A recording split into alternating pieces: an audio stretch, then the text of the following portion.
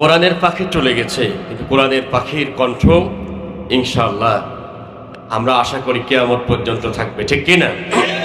যারাই এই কণ্ঠকে নিভিয়ে দেওয়ার জন্য বিভিন্ন কায়দায় কৌশল করে দুনিয়ার থেকে আল্লামা হুজুরকে বিদায় করে দিয়েছিল এবং তারা চেয়েছিল উনি চলে গেলে হয়তো এই কণ্ঠে কোরআনের কথা আর কেউ বলবে না, কিন্তু এই চিন্তা আল্লাহ তাআলা তাদের কাছে ইনশাআল্লাহ এমনভাবে আল্লাহ রাব্বুল আলামিন ব্যবস্থা করে দিয়েছেন যে তোমরা যতই ষড়যন্ত্র করো ইনশাআল্লাহ ইসলামের এই কণ্ঠ কিয়ামত পর্যন্ত থাকবে, কেউ বন্ধ করতে পারবে না, ঠিক কিনা? এই চ্যালেঞ্জ আল্লাহ করেছে, ঠিক না? আল্লাহ করে দিয়েছে। ওরা চাই কোরআনের আলোকে নিভিয়ে দিতে। ইউরিদুনা লিইউতফিউ নূরাল্লাহি বিআফওয়াহিহিম আল্লাহু মুতিম্মু নূরিহি ওয়ালাউ কারিহাল কাফিরুন। আল্লাহু আকবার। আল্লাহ বলছে ইউরিদুনা, তারা চায়, তাদের মনের যে চাওয়া, তাদের মুখের ফুটকার দিয়ে আল্লাহর বাণীকে, ইসলামকে, কোরআনকে নিভিয়ে দিতে চায়, কখনো পারবে না। আল্লাহু মুতিম্মু নূরিহি, আল্লাহ নিজেই তার নূরকে পরিপূর্ণ করে দিয়েছেন। সুবহানাল্লাহ জোরে বলেন।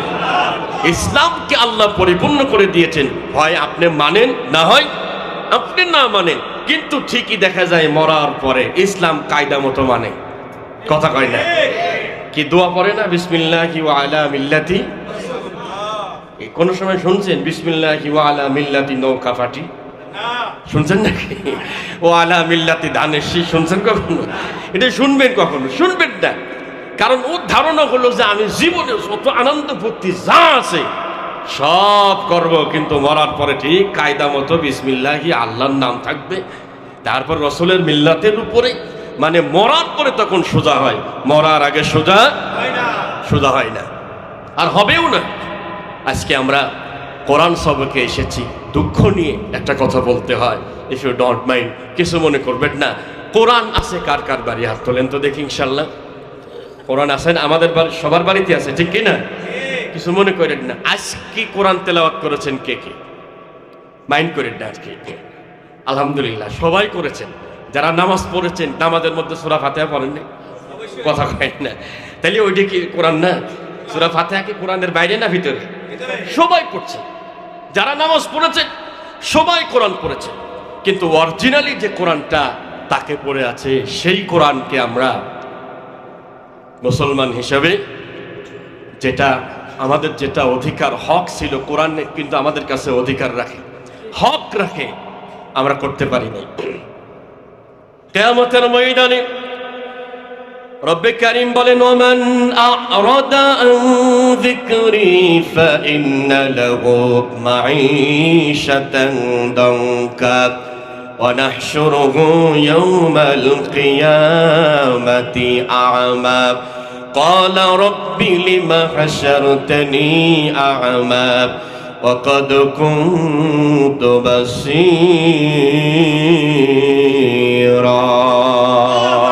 আল্লাহু আকবার। কষ্ট হচ্ছে আপনাদের? সূরাতুত তাহা, কোরআনুল কারীমের 16 নম্বর পারা, 20 নম্বর সূরা, 124 নম্বর আয়াতে কারিমা এবং 25 নম্বর আয়াতে কারিমা রব্বে কারীম বলেন, ওমান আ'রাদা আন যিকরি, যে ব্যক্তি আমার কোরআন থেকে মুখটা ফিরিয়ে নেয়, কোরআন পড়ে না, কোরআন বোঝে না, কোরআনের আমল করে না, আমল করলেও প্রচার করে না, আমি আল্লাহ পাক তার দুনিয়ার জীবনটাকে সংকীর্ণ করে দিব। অনেক টাকার মালিক হয়ে যাবে, কিন্তু রাতের বেলা ঘুমের বড়ি সারা ঘুম হয় না। এরকম আল্লাহর বান্দা আছে না? না আছে। গরিব মানুষ কিচ্ছু লাগে না ভাই, এর ঘুমের বড়ি লাগে না। এই দেখবেন অটো চালাইতে চালাইতে রাস্তার পাশে একটু কোনো রকম কাজ হয়েছে, আর এখন তো মাশাআল্লাহ অটো চালায়, ভ্যান চালায়, মনে হয় যে জমিদার ভ্যান চালাচ্ছে। কথা কয় না? যখন ব্যাটারি ছিল না, তখন এই জমিদারি কায়দায় ভ্যান চালানো এই সুযোগ কি ছিল? ছিল না। ওই বড় জমিদার, এক পাশে প্যাসেঞ্জার, এক পাশে উনি বসে ভ্যান চালাচ্ছে। কথা কয় না? কি সুযোগ সুবিধা! আল্লাহ তাআলা বলছে, যদি দুনিয়ার জীবনে তুমি আমার কোরআন থেকে মুখটা ফিরিয়ে নাও, থাকতে পারে হাজার হাজার কোটি কোটি টাকা, কিন্তু শান্তি পাবা না। এই যে ফ্যান, অনেক সময় ফ্যান চলে আপনাদের এখানে, বিআরবি কোম্পানি ফ্যান আছে না? উনি হেলিকপ্টার কিনছে, জানেন আপনারা? আমার বাড়ির পাশে বাড়ি। তো আল্লাহ দিলে, আল্লাহ এমন অসুখ দিছে, ডাক্তার বলছে যে আপনি হেলিকপ্টারে চড়বেন না, নরম জায়গায় ঘুমাবেন না, সাইকেল চালাবেন সুযোগ থাকলে পারে। কি চালাবেন? সাইকেল চালাবেন। আল্লাহু আকবার। কত কোটি টাকা হে নিজেও জানে না। কুষ্টিয়া শহরে টোটাল কুষ্টিয়াতে তার পরিবার, তার ফ্যামিলির জমি কেনা নিষেধ। জমি কিনতে পারবে না, মানে এত পরিমাণ কিনে ফেলেছে আর কিনতে পারবে না। আমার দরদি বায়ানা, আল্লাহ পাক বলেন এখানেই শেষ না। মাঈশাতান দঙ্কা, জীবনটাকে সংকীর্ণ করে দেওয়া হবে, এখানেই শেষ না। আল্লাহর গোলামরা যখন কবর থেকে উঠবে, ওঠার সময় মানুষগুলো তিনটা ভাগ হয়ে যাবে। এক নম্বরে সিনফান মুশাতা, আল্লাহর হাবিব জানিয়েছেন খালি পায়ে, খালি গায়ে, উলঙ্গ অবস্থায়, পায়ে কোনো জোটা থাকবে না। পরিবেশটা কেমন হবে সেদিন? হেঁটে হেঁটে মানুষগুলো আল্লাহ রাব্বুল আলামিনের কাছে গিয়ে হাজিরা দিবে। আরেক দল থাকবে ওয়াসিনফার রুকবানা, নবীজি বলেছেন আরেকটা গ্রুপ থাকবে কবর থেকে ওঠার সঙ্গে সঙ্গে জান্নাতের গাড়ি পেয়ে যাবে। সুবহানাল্লাহ। আমরা কি জান্নাতের গাড়ি চাই সবাই? কে কে চাই? ইনশাআল্লাহ। আল্লাহ কবুল করুন, আমিন বলেন। জান্নাতের গাড়ি চান, গাড়িতে ওঠার জন্য টিকিট দরকার আছে না নাই? টিকিট আছে তো? হ্যাঁ হ্যাঁ হ্যাঁ, টিকিট আছে নাকি? কেমন টিকিট আছে একটু বলি। যাবে ঢাকায়, নবীনগর দাঁড়ায় আছে একটা গাড়ি আছে, কুষ্টিয়ার গাড়ি। এ দেখতে একই রকম, মাথায় একটু এলোমেলো হয়ে গেছে, কুষ্টিয়ার গাড়িতে উঠে পড়ছে। টিকিট কাটছিল কোন দিকে? ঢাকার দিকে যাবে। এখন চলে গেছে মোটামুটি মানিকগঞ্জ। পাশের একদম জিজ্ঞাসা করতেছে, ভাই কই যাবেন? কয় ঢাকা যাবো। আরে সুবহানাল্লাহ, ঢাকা নামেন তাড়াতাড়ি, গাড়ি চেঞ্জ করে ওই গাড়িতে যান, এই দিককার গাড়িতে যান। এ নাসর বান্দা, অসম্ভব, গাড়ি চেঞ্জ করতে পারবো না। আমি তাহাজ্জুদ পড়ি, 5 ওয়াক্ত নামাজ আদায় করি, আল্লাহ রাব্বুল আলামিনের কাছে দোয়া করছি, আল্লাহ তুমি গাড়ির মাথা ঘুরিয়ে এই মুহূর্তে ঢাকার দিকে করে দাও। বলেন তো দেখি এই সময় কি মুরব্বির দোয়া কবুল হবে? কথা কয় না। আর প্যাসেঞ্জার পাশের লোক তো যাসা, তাহাজ্জুদ পড়ো আর সবক পড়ো আর যাই করো। ঢাকা যদি যেতে চাও তাহলে এই গাড়ি বদলাও, চেঞ্জ করে ওই গাড়িতে যাও। তো আমরা যারা এখানে আসি, আমরা কোরআনের গাড়িতে অনেকেই নাই, ঠিক কিনা? আমরা কোরআনের দলে অনেকেই নাই। দুনিয়ার যত দল আছে সমস্ত দলকে চেঞ্জ করে কোরআনের গাড়িতে আসতে হবে, কোরআনের দলে আসতে হবে। রাজি আছেন কে কে? দুহাত আল্লাহকে দেখায় দেয়। লিল্লাহে তাকবীর। কষ্ট হইল আপনাদের?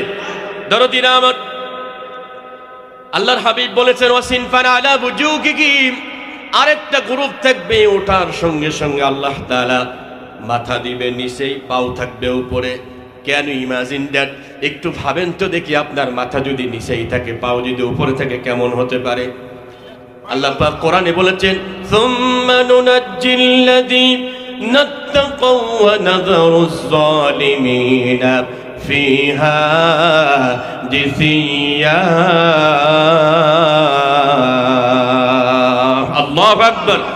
কুরআনুল কারীমের 16 নম্বর পারা 19 নম্বর সূরা সূরাতুল মারইয়াম 72 নম্বর আয়াতে কারিমা রব্বে কারীম বলেন কিয়ামতের ময়দানে পরহেজগারদেরকে আমি আল্লাহ তাআলা মাফ করে দিব, ক্ষমা করে দিব, নাজাত দিয়ে দেব। পক্ষান্তরে কিছু জালেম থাকবে, ওই জালেমদের মাথা দেব নিচে, পাও দেব উপরে। নাউযুবিল্লাহ। এবার বলেন বাংলাদেশে জালেম আছে না নাই? আচ্ছা, এখন কিয়ামতের ময়দানে কি হবে? একটা গ্রুপ থাকবে যারা হেঁটে হেঁটে যাবে, এদের অনেকের মাঈশাতান দঙ্কা ওয়া নাহশুরুহু ইয়াওমাল কিয়ামাতি আমা, চোখ থাকবে কিন্তু অন্ধ থাকবে, চোখে দেখবে না। এই মানুষগুলো কারা? কিয়ামতের ময়দানে এই অন্ধগুলো আল্লাহর কাছে বলতে থাকবে রব্বুল আলামিন ক্বালা রাব্বি লিমা হাশারতানি আমা, আল্লাহ আমি কেন চোখে দেখি না? ওয়াকাদ কুনতু বাসীরা, অথচ দুনিয়াতে খুব ভালো দেখতাম, আল্লাহ আমার চোখ কি হলো? আল্লাহ বলবে গোলাম ক্বালা কাযালিকা আতাতকা আয়াতুনা ফানাসিতাহা ওয়া কাযালিকাল ইয়াওমা তুনসা। ও গোলাম, তুমি যেভাবে আমার আয়াতকে ভুলেছিলে, তুমি যেভাবে আমার কোরআনকে ভুলেছিলে, আমি আল্লাহ তুমি আমার আয়াতকে দেখেও না দেখার ভান করে অন্ধর মতো চলতে, তাই আজকে অন্ধ বানায় দিলাম, আর আমাকে ভুলেছিলে এই জন্য আমি আল্লাহ আজকে তোমারে ভুলে গেলাম। আল্লাহ যদি কিয়ামতে জাহাঙ্গীর কবিরকে যদি বলে, জাহাঙ্গীর কবির চেহারা সুন্দর, কণ্ঠ আরো সুন্দর, বক্তব্য আরো সুন্দর, কিন্তু আমি আল্লাহ তোমারে ভুলে গেলাম। আল্লাহ যদি আমারে বলে মুতাসিম বিল্লাহ তোমারে ভুলে গেলাম, আল্লাহ যদি বলে ওই যে একটা ক্যামেরা আছে এখানে sojavideo.com, সম্ভবত কত সুন্দর চেহারার ছেলে, আরো অনেক ক্যামেরাম্যান এখানে আছে, আল্লাহ যদি বলেন কিয়ামতের ময়দানে আমি তোমাদের ভুলে গেলাম, বলেন তো দেখি এর থেকে লজ্জা অপমানের আর কিছু হবে? হতে পারে কিছু? কিছু হতে পারে না। তাহলে কোরআন যারা ভুলে যাবে আল্লাহ রাব্বুল আলামিন তাদেরকে ভুলে যাবে, ঠিক কি না? আজকে একটা ছেলে এখানে বক্তব্য দিয়েছে, আমরা খুশি না বেজার? এখানে বসে যদি এই মুহূর্তে আপনার সন্তান বক্তব্য দিত, কেমন লাগতো আপনার? কি খুশি হতেন না? হ্যাঁ, প্রধান বক্তার বক্তব্য যদি আজকে আমার ছেলে, আপনি ওখানে বসা আপনার সন্তান যদি এখানে বক্তব্য দিত, কোরআন থেকে কথা বলতো, জানে কত শান্তি লাগতো, ঠিক কিনা? বলো বলে কথা, আমার ছেলে মোটামুটি খুব ভালো বক্তব্য দিতে পারে, এটাই আমি বোঝাতে চাচ্ছি। প্রিয় ভাইরা আমার, আমরা বাড়িতে কোরআনটা পড়ে আছে, দেখি না, শুনি না, পড়ার কোনো টাইম নাই। ঠিক যেদিন আব্বা মারা যাবে, মা মারা যাবে, ঠিক কিনা, ওই দিনকে দেখা যায় হাফেজ সাহেব ভাড়া করে বিভিন্ন কায়দায় এই সিস্টেম করা হয়। এখন যারা সন্তান দিয়েছেন মাদ্রাসাকে সহযোগিতা করতেছেন, যারা টাকা দিয়ে হোক, পয়সা দিয়ে হোক, ছোট্ট একটা ঘটনা বলি। প্রায় আজ থেকে 200-250 বছর আগের একটা ঘটনা, দামেস্কের একটা ঘটনা বলি। আম্মা জানরা যেহেতু আপনারা এসেছেন, আম্মা জানদের জন্য একটু বলি ঘটনাটা সংক্ষেপে, সময় যেহেতু কম। একজন মানুষ ছিলেন, একটা কবরস্থান দেখাশোনা করতেন, দামেস্কের একটা কবরস্থান। ওনার নাম ছিল আব্দুর রহমান আল হাফফার। উনি এলাকায় কেউ যদি মারা যেত, মারা যাওয়ার পরে কবর কাটতেন। আজানটা হইনুক, আমরা যে কথায় ছিলাম, আপনাদের কষ্ট হচ্ছে নাকি? আপনাদের চলবে ইনশাল্লাহ? ইনশাল্লাহ। তো দামেস্কের ওনার নাম হচ্ছে আব্দুর রহমান আল হাফফার, উনি কবর কাটেন। একজন মহিলা আসছে, এসে ওনাকে বলছে, আব্দুর রহমান সাহেব একটা কবর কাটেন, একটা লাশ আছে। কবর কাটছে, কাটার পরে ওনার জানাজা হয়েছে। জানাজা হওয়ার পরে ওনাকে কবরের ভিতর রাখা হয়েছে। ওই মহিলা যাকে নিয়ে আসছে ওনাকে রাখা হয়েছে কবরের ভিতরে। আব্দুর রহমান আল হাফফার তিনি বলছেন যে ওনাকে কবরে রাখার পরে আমি দেখলাম ইয়ানফাতিহুল কবর, তার কবরটা আস্তে আস্তে প্রশস্ত হচ্ছে। সুবহানাল্লাহ বলবেন না? কবরটা প্রশস্ত হচ্ছে। ওয়ায়ুসবিহু রাউদাতাম মির রিয়াদিল জান্নাহ। ওই আব্দুর রহমান বিন হাফফার বলছে, আমি তাকায়া দেখলাম শুধু কবরটা প্রশস্ত হচ্ছে এমন না, লক্ষ্য করে দেখলাম কবরটা মুহূর্তের ভিতরে জান্নাতের বাগান হয়ে গেল। সুবহানাল্লাহ। ওয়াজাআ রাজুলান, আমি দাঁড়ানো আছি কবরের ভিতরে, দেখলাম দুইজন ব্যক্তি আসলো, আলা ফারাসিন, ঘোড়ার উপরে চড়ে আসলো। আসার পরে এমন সুন্দর চেহারা, এমন সুন্দর ঘোড়া আমি এর আগে দেখি নাই, কখনো আমি দেখি নাই। ওয়াখাযাল মাইয়িতা, এরপরে সে লাশটাকে তারা তুলে নিল। তুলে নেওয়ার পরে সুম্মা যাহাবিন বিহি, তারা কবরের নিচ দিয়ে, রাস্তাটা এত বড় প্রশস্ত হয়েছে, ভিতর দিয়ে নিয়ে তাকে চলে গেল। আব্দুর রহমান আল হাফফার বলেন, আমি এই ঘটনা দেখার পরে অজ্ঞান হয়ে গেলাম। কি হয়ে গেল, কবরটা কেমনে ভেঙ্গে বড় হয়ে গেল, আবার জ্ঞান নাই, সেন্সলেস হয়ে গেলাম। এরপরে যখন জ্ঞান ফিরে আসলো, উপরে এসে দেখি মহিলার আর খুঁজে পাওয়া যাচ্ছে না। কোথায় গেল? এই লাশটা কার?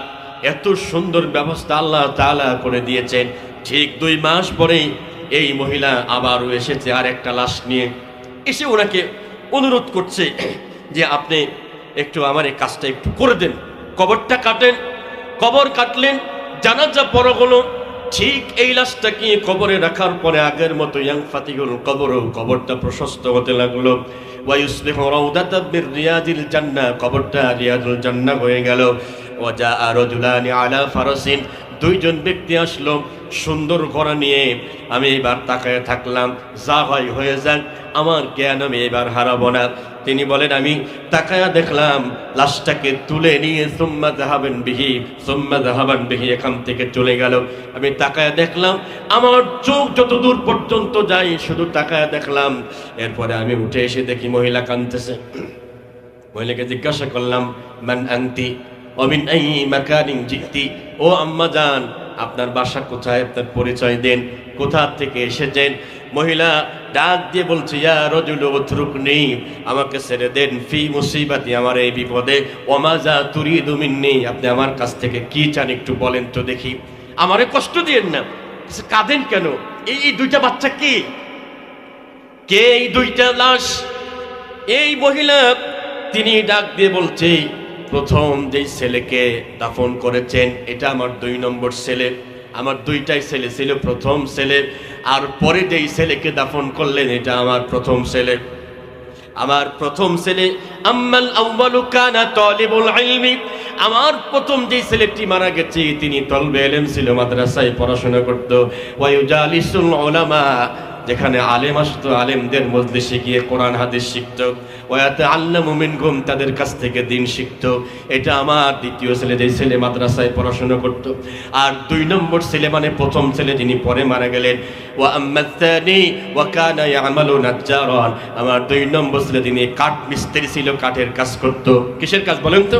কাঠের কাজ করত। কিন্তু আমার এই দ্বিতীয় ছেলেটা, ওয়ায়ুকদ্দিমু নাফাকাতিল ইলমি লিআখিহি তালিবিল ইলমি ইনদাহা, আমার দ্বিতীয় ছেলে, প্রথম ছেলেটা যেটা বড় ছেলে, কাঠের কাজ করে করে কিছু টাকা বাঁচাইতো, বাঁচিয়ে তার ছোট ভাইয়ের মাদ্রাসায় পাঠিয়ে তাকে লেখাপড়ায় সহযোগিতা করত। সুবহানাল্লাহ। আব্দুর রহমান আল হাফফার বলেন, যেই ছেলেটা মাদ্রাসায় পড়াশোনা করেছে সে তলবে ইলম ছিল, তলবে ইলম তার মানে সে কোরআন হেফজ করতেছিল, কোরআন হেফজ করা অবস্থায় দুনিয়ার থেকে চলে গেছে। আল্লাহ তাআলা এত পরিমাণ তার প্রতি খুশি হয়েছে, তার কবরটাকে আল্লাহ তাআলা জান্নাতের বাগান বানিয়ে দিয়েছে। আল্লাহু আকবার, জোরে বলেন। আর তার বড় ভাই তার সহযোগিতা করার কারণে, হেল্প করার কারণে তার কবরটাকেও আল্লাহ তাআলা জান্নাতের বাগান বানিয়ে দিয়েছে। জোরে কোন সুবহানাল্লাহ। অনেক মা আছেন, অনেক বোন আছেন, অনেক বাবা আছেন, অনেক সময় মনে হয় যে সন্তান মাদ্রাসায় দিলাম কি লাভ হলো? ভাই লাভ আছে, অবশ্যই লাভ আছে। মনে করেন যে এটা একটা কাঠের রেহাল, সাপোজ সে ধরেন এর সাথে কোরআন থাকে, যদি কখনো ভুলে এটার গায়ে লাথি লাগে আমরা কি করি বলেন তো? কেন? কারণটা কি? এটা তো কোরআন না, তো এটা তো কাঠের রেহাল, ঠিক কিনা? এটা তো কাঠের রেহাল, এটা কোরআন না। কিন্তু কোরআন সংস্পর্শে আসার কারণে একটা 40 টাকা 50 টাকা কাঠের রেহালের দাম আল্লাহ বাড়ায় দিয়েছে। সুবহানাল্লাহ, জোরে বলেন। অথচ আপনার সামনে আপনার বাসায় কাঠের চেয়ার আছে, কত দামি চেয়ার, 30-40 হাজার টাকা দাম। একটা খাটের দাম 30-40 হাজার টাকা। দিনে কতবার লাথি লাগে? একবারও কি জমা খান নাকি? জোরে কেন জমা খান একবারও? অনেকেই বলে যে এই কোরআন পড়ে কি লাভ হবে, কি লাভ হবে? আমার বাবা আমার কয়েকটা ভাইকে মাদ্রাসায় দিয়েছে, আমাদের এলাকার কেউ পছন্দ করতো না। আব্বার নাম কাশেম মৌলানা, ওই যে কাশেম মৌলবীর আর খায় কাজ নাই, সব ছেলেরা দিছে মাদ্রাসায়, এ তো আজান দিয়ে খাবে আর পরের বাড়ি যাও খাবে। যাও বোঝেন তো, মুরব্বীরা জানে। ইদানিংকার ছেলে পেলে যাও বুঝবে না, কথা কয় না, ওরা যাও ক্ষীর বুঝবে না, এরা পায়েস বোঝে। কি বোঝে? এরা পায়েস, আমরা যাও ক্ষীর বুঝি। এটার ভিতরে একটা মজা আছে। এই কথাগুলো বলতো আমার প্রিয় ভাই। বিশ্বাস করেন, কোরআনের সাথে থাকার কারণে আল্লাহ কি পরিমাণ সম্মান দিয়েছে। দেশের বাহিরে পর্যন্ত আল্লাহ কোরআনের কথা বলার তৌফিক দিয়েছে, আলহামদুলিল্লাহ। এই বাংলাদেশ ছাড়াও আরো 2টা রাষ্ট্রে আল্লাহ তাআলা আমাকে নিয়েছেন কোরআনের কথা বলার জন্য, বলেন আলহামদুলিল্লাহ। তাহলে আল্লাহ চাইলে কি পারে না? বলেন পারে কিনা? আল্লাহ চাইলে কিন্তু পারে। আমার দরদিরা খেয়াল করেন, কিয়ামতের কঠিন ময়দানে অনেক মানুষ পরিচয় দিয়ে দিয়ে সুপারিশ পাওয়ার আশা করবে, পরিচয় দিয়ে দিয়ে কিয়ামতের ময়দানে মাপ পাওয়ার আশা করবে, কোনো কাজ হবে না। সাইয়্যিদুনা ইব্রাহিম আলাইহিস সালাম, তিনি আল্লাহর পয়গম্বর, জাতির পিতা। একটুখানি বলেন তো দেখি, আমাদের জাতির পিতার নাম কি? একটু জোরে বলেন সবাই, আর একবার বলেন নাম কি? ইব্রাহিম আলাইহিস সালাম। কিয়ামতের ময়দানে যখন তার আব্বাজানকে কবর থেকে তোলা হবে, আল্লাহ তাআলা বলেন, ওয়াতারাল মুজরিমিনা ইয়াউমাইযিম মুকাররানিনা ফিল আসফাক। আল্লাহু আকবার।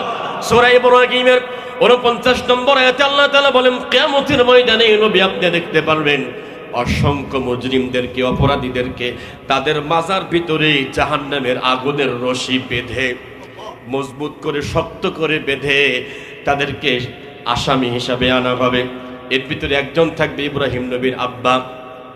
উনি আল্লাহকে বলবে, আল্লাহ আমার সন্তান তো জাতির পিতা, তাকে কবর থেকে আপনি জান্নাতের পোশাক সহ তুলেছেন। আল্লাহ আমার জাহান্নামের দিন অসুবিধা নাই, কিন্তু যাওয়ার আগে একবার আমার সন্তানের সাথে একটু দেখা করতে চাই, দেখি তো সেখানে কিছু করা যায় কিনা, মাপের ব্যবস্থা পাওয়া যায় কিনা। আমার দরদি বায়না সন্তানকে আল্লাহ তুলবেন জান্নাতি পোশাক দিয়ে, আর তার পিতাকে তুলেছেন জাহান্নামের পোশাক পরিয়ে। দুইজন মুখোমুখি হবে। মুখোমুখি হওয়ার পরে পরিস্থিতি কেমন হবে একটু চিন্তা করেন। আল্লাহর পয়গম্বর আব্বাজানকে দেখে তিনি কেঁদে ফেলবেন, আর আল্লাহকে ডাক দিয়ে বলবেন, আল্লাহ اغفر لي أبي إنه كان من الضالين ولا تخزني يوم يبعثون। আল্লাহু আকবার। আমার দরদি ভাইরা, বাবা অপরাধী হলেও তো বাবা, ঠিক কি না? বাবাকে দেখার পরে কেঁদে ফেলবে আর বলবে, রব্বে কারীম একটু দেখেন তো দেখি কোনোভাবে কায়দা করে আমার আব্বাকে মাফ করা যায় কিনা।